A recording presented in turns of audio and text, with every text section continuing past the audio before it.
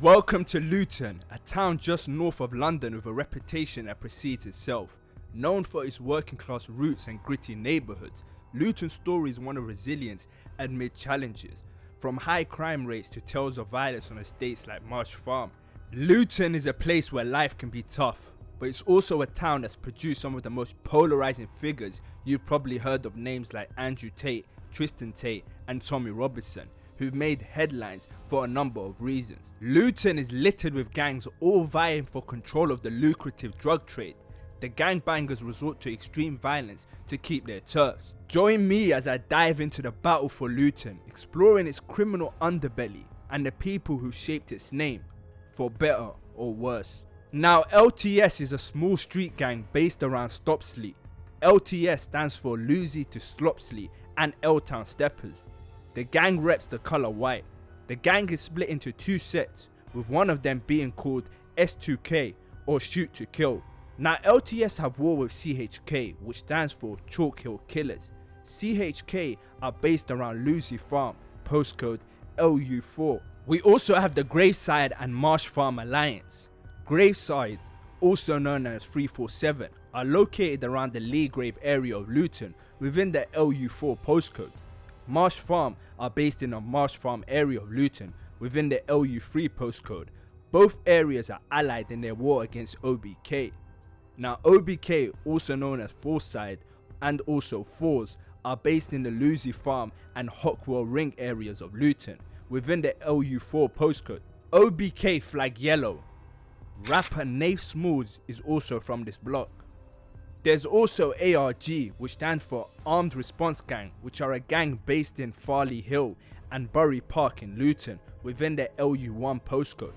They are predominantly of South Asian origin. They also have a small subset around Runley Road called Runley, who are known to flag white.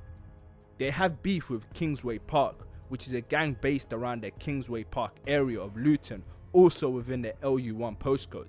They are known to flag black and are allies with P6 in their war against ARG. P6 are a gang based around the Biscot area of Luton within the LU3 postcode. They are known to flag brown. There's also Parkside, which are a gang based around the Hutton Regis and Hutton Hamlets area of Luton within the LU5 postcode. The gang mainly reps the colour purple and has war with IC3 and LTS. The IC3 is a small gang based around the Icknield Road area and Marsh Road. The gang reps the colour green. Despite mainly focusing on money rather than beef, they have a long-standing rivalry with Parkside and are mainly allied with nearby LTS. Now let's have a look at these two men, Kyle Beckford and Delaney Brown. They were once school friends attending Denby High School in Luton together. Over time, however, they drifted into rival gangs. Delaney Brown was a Hockwell Ring member and became known as Dell's Man in the streets, while Kyle Beckford became a Marsh Farm member. On the evening of the 5th of September 2012, Delaney Brown was cycling on a stolen bicycle along the pavement of Vincent Road in Luton. Kyle Beckford, driving a stolen silver BMW Series 1, deliberately mounted the pavement and struck Brown at speed. The impact was severe, locking the car and bicycle together, deforming the bicycle's rear wheel and propelling Delaney Brown into a brick gate post or wall. The force of the collision caused catastrophic injuries, including a crossed chest and broken neck, leading to Delaney Brown's death almost instantly at the scene. The prosecution described the car as a weapon used deliberately to target Brown. Witnesses reported that Beckford was not alone. 3 other young men were in the car and another was riding a moped nearby, suggesting a coordinated attack. The incident was framed as a targeted attack rooted in gang-related tensions. Bedfordshire police launched a murder inquiry on the 8th of September 2012. The investigation was challenging due to difficulties in securing witness statements as fear of retaliation within the community hindered cooperation. Despite this, police made significant progress. 8 men were arrested in connection with the case. Kyle Beckford, aged 22, was charged with murder and appeared before Luton's Magistrate Court on the 9th of November 2012. 7 others, aged between 16 and 22 were arrested on suspicion of conspiracy to murder but were released on bail. A 26-year-old initially arrested for causing death by dangerous driving was released without charge.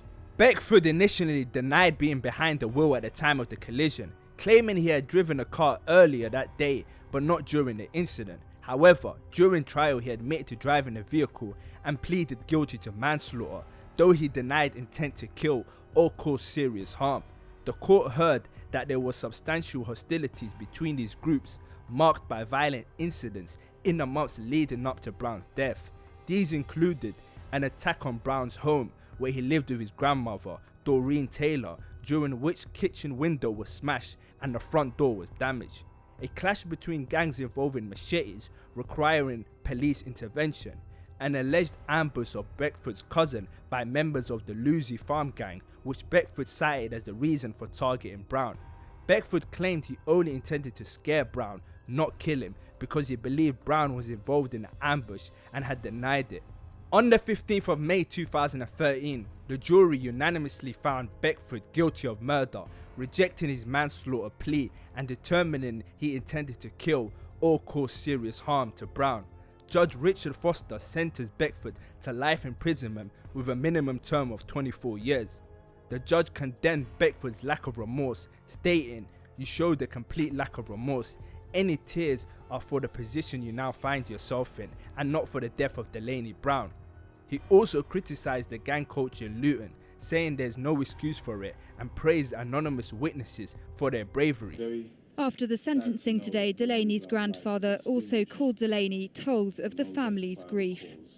It is very sad to know that Delaney Brown's life was extinguished for no justifiable cause and his full potential not realised by the hand of someone who was once called a friend. On the 9th of April 2013, Paul Foster, a 46-year-old father of 3, was shot in the chest outside a house on Brunel Road.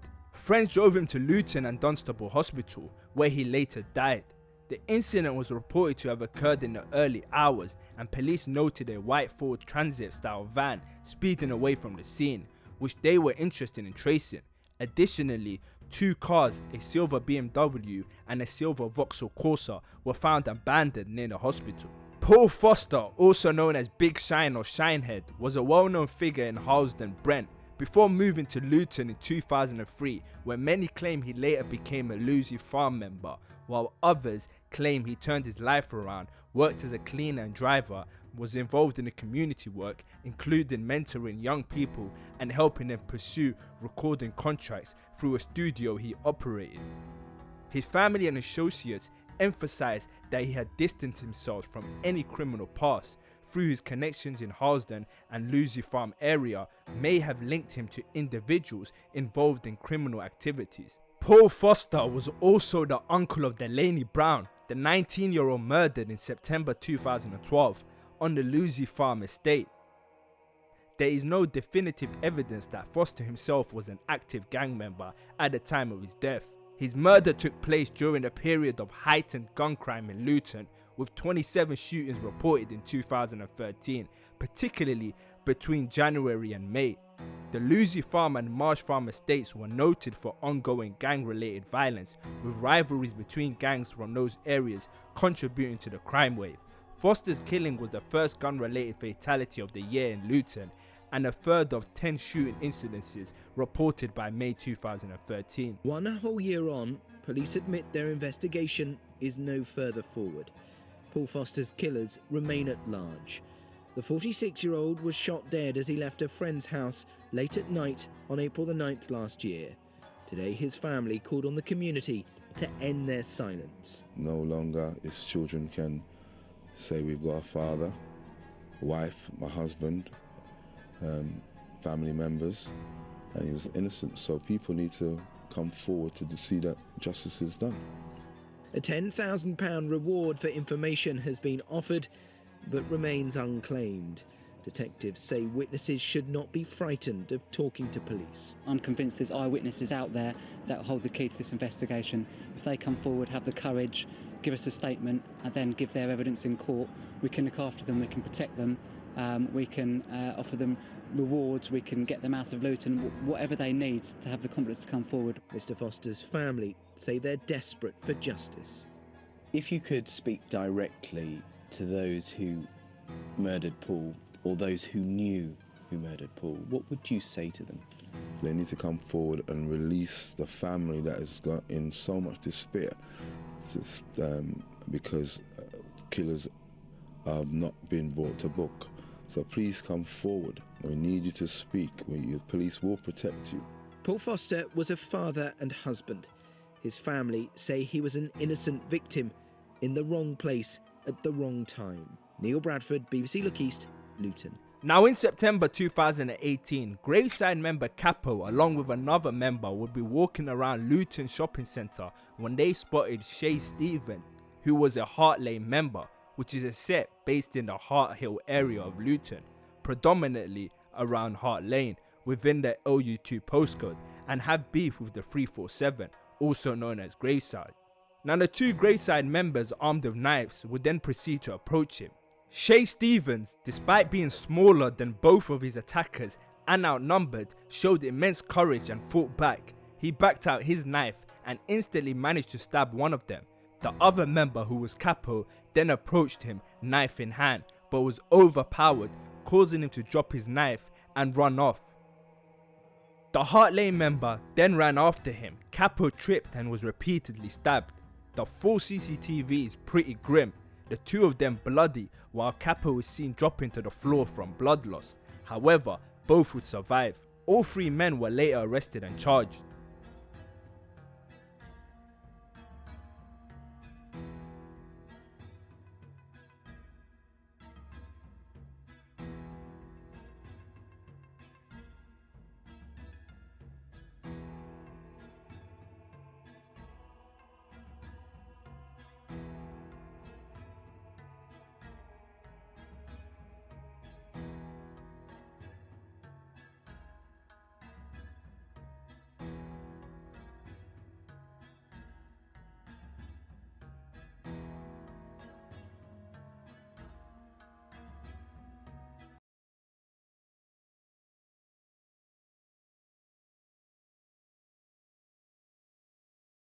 Shay Stevens, despite being the one to defend himself from two attackers, was sentenced to 7.5 years at Luton Crown Court after admitting wounded with intent and possession of a blade.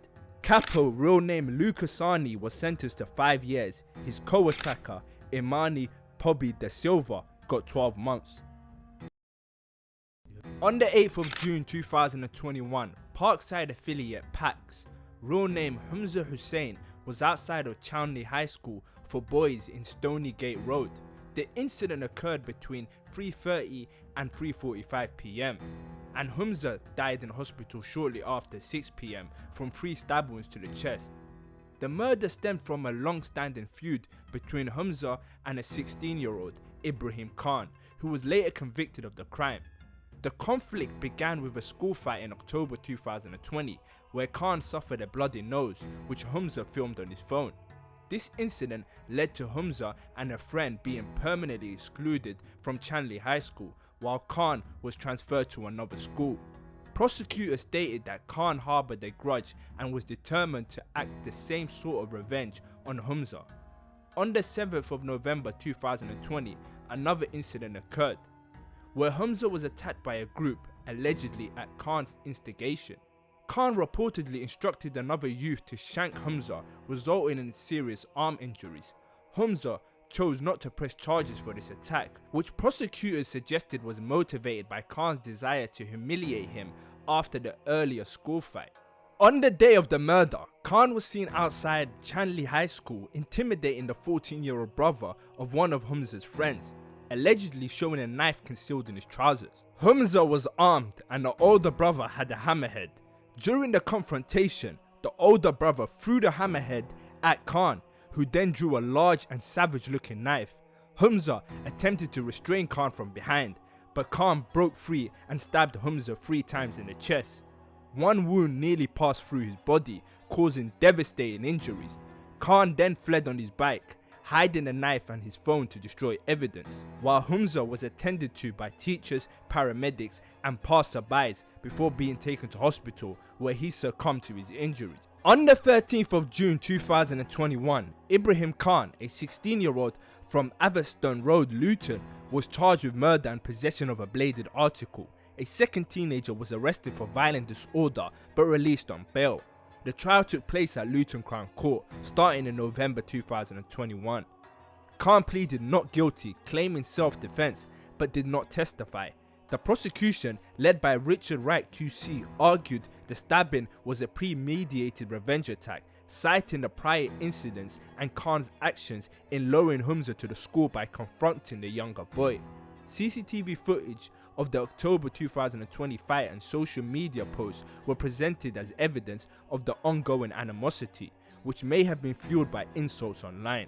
The jury rejected Khan's self-defense claim, and after less than 3 hours of deliberation, found him guilty of murder and possession of a bladed article on the 29th of November 2021. On the 30th of November 2021, Mr. Justice sentenced Khan to life imprisonment with a minimum term of 16 years, lifting reporting restrictions to publicly identify him due to the gravity of the offence. The judge noted Khan's lack of remorse, highlighted by his smirking at Humza's family during sentencing and shouting insults after the attack. Now on the 18th of July 2021, ARG member Mani, real name Imran Sultan, was driving a Nissan X-Trail erratically on the M65, prompting police to pursue him after he failed to stop. He drove at high speeds, reaching up to 130 miles per hour, as indicated in a Snapchat post he made during the chase, and at times was recorded at 90 to 100 miles per hour on the police dashcam footage. He overtook vehicles on blind bends and narrow roads, eventually losing control on Accrington Road. His car mounted the pavement, crashed through a fence and collided with a tree, flipping onto its side. Sultan suffered major head trauma and had his legs trapped behind the steering wheel. A female passenger walked away from the crash and was taken to hospital as a precaution.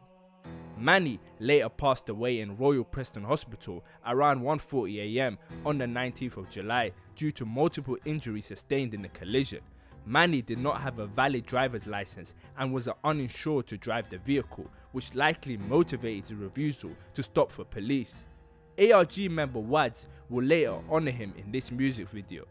On the 19th of April 2022 at 4:36 PM, OKP members will slide via car to the Marsh Farm. CCTV captured the moment Marsh Farm members spotted their ops driving and flipped the script. Shots were fired at the car in the Marsh Farm area. The car targeted an attack, crashed into a vehicle in front which contained an innocent family, though they avoided serious injury. The trio, who were on push bikes and wearing black hoodies and face coverings, fled the scene. Police later identified the three Marsh Farm members involved, and a week later, officers carried out early morning search warrants. Lewis Gatehouse and Samuel Martin were both arrested. The last man, Kendall Bizimana, handed himself into police station shortly after. Lewis Gatehouse and Bizimana pleaded guilty to attempted grievous bodily harm with intent and 2 counts of possession of a firearm with intent to endanger life. Gatehouse also pleaded to possession of a prohibited weapon and a Class A and Class B drug offences. He received a total of 17 years and 8 months in jail. Bizimana was handed a sentence of 11 years and 1 month for the firearm offences. A 6.5-year sentence for GBH will be served at the same time.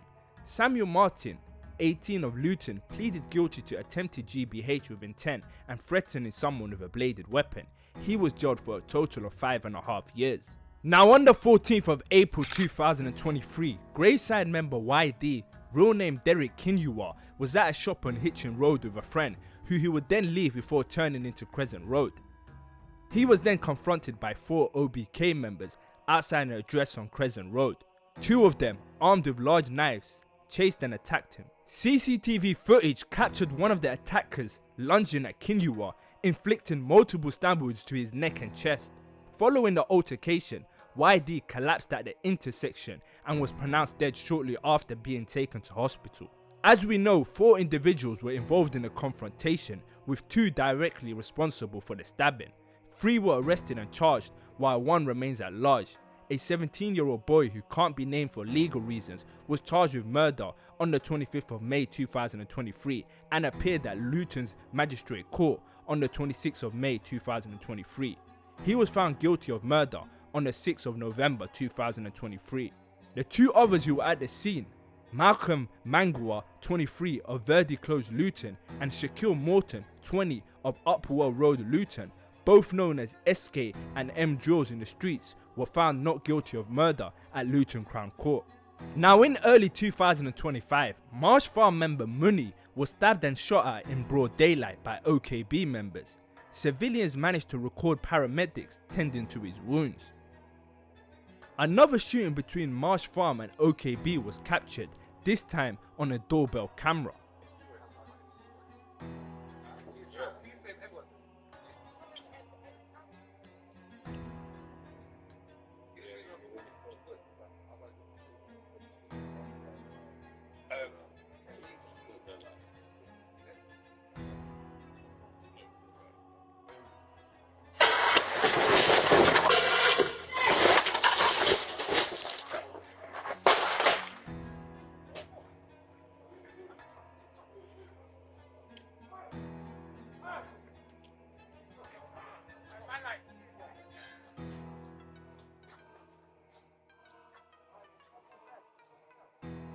If you've been watching my content or any other gang related videos over the years, you would have noticed that in-house beef is common. Despite already having a lot of enemies, animosity between members of the same gang is very common.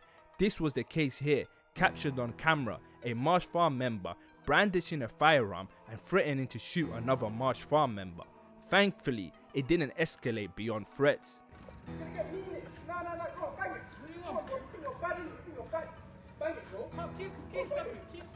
As for gang wars in Luton, it doesn't seem to be stopping anytime soon.